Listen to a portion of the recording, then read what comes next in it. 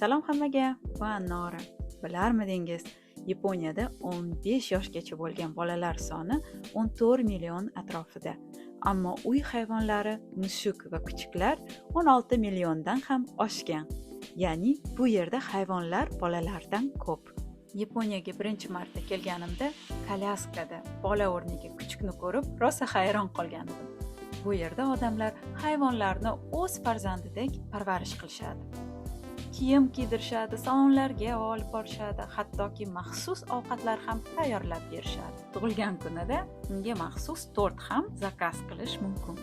Pet shop, ya'ni hayvonlar uchun do'konlarda kiyim-kechak, o'yinchoq, hatto parfyumeriya ham bor.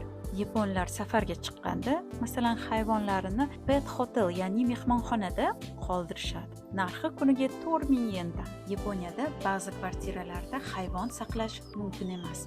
Shuning uchun Neko kafe va Inu kafe juda mashhur. Bu joylarda hayvonlar bilan choy ichib dam olishingiz mumkin.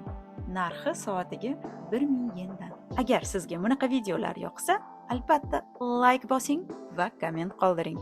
Ko'rishguncha!